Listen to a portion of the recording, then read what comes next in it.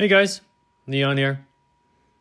Just at home, about to pack up the cars from the World Championship Proxy Events, GT3 Proxy. We had just run the cars and the proxy, and before I send them back, I thought I'd do a little video of the winning car. The winning car is from PK underscore Z. The gentleman from the Czech Republic, and it's a Black Arrow 488 Ferrari, I believe, factory lightened body with Lexan glass and lightweight interior. Great looking car.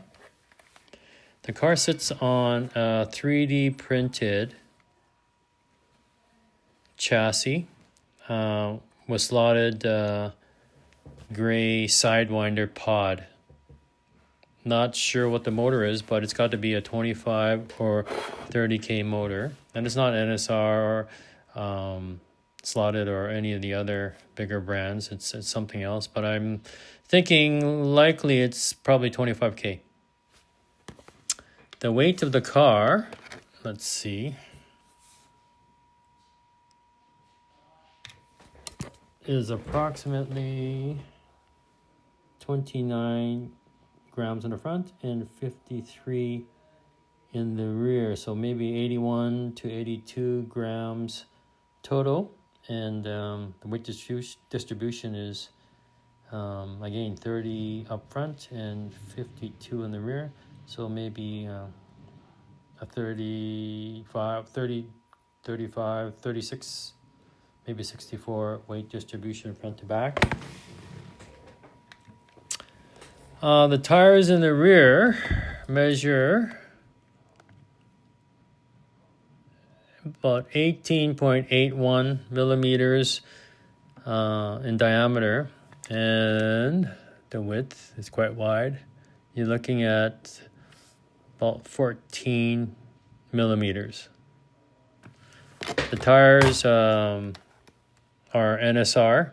Probably the NSR Vanquish Super Grips. Again, the rear wheel hubs are probably 14 millimeters as well.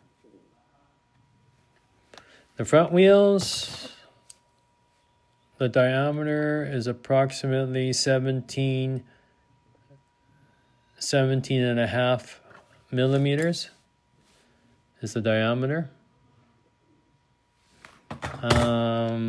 The tires are not coated and a little harder rubber than Super Grips, so they're not Super Grips, a little harder.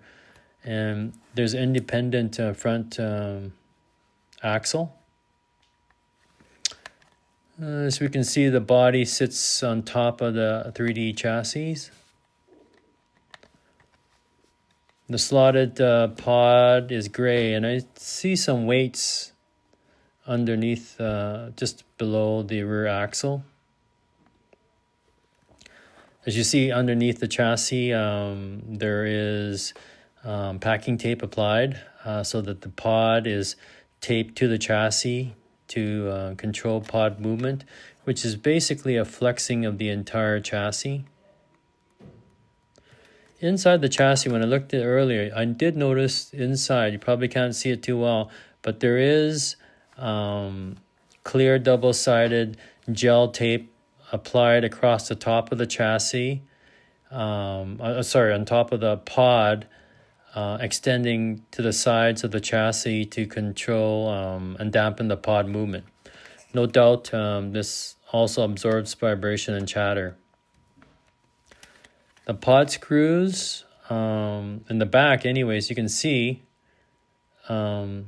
allows for movement up and down of approximately maybe 1 millimeter. Again, the pod screws are fairly loose and it flexes smoothly, almost in a mushy but controlled way. There is no slop, but there's controlled movement. I guess this feels like what shocks would feel if it was, being there to dampen the pod movement. Again, the pod isn't free to flop around. It flexes with the chassis, but it flexes in a very smooth and controlled way. Again, as if there was some sort of a shock dampening the movement, so it doesn't flop around at all.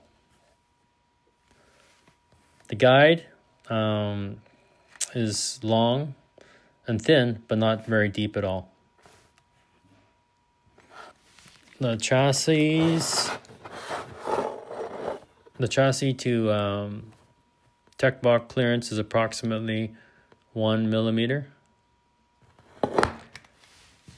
The screws used to attach the body to the chassis, when I look at it, you can see that there's no up and down movement in the rear, but it's allowed to rock side to side.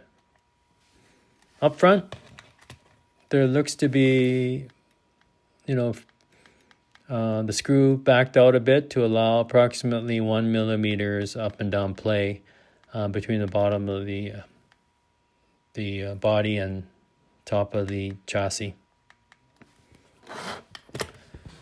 That's pretty much all I can discern of the car without taking it apart. Hope this was interesting. Thanks. Talk to you later.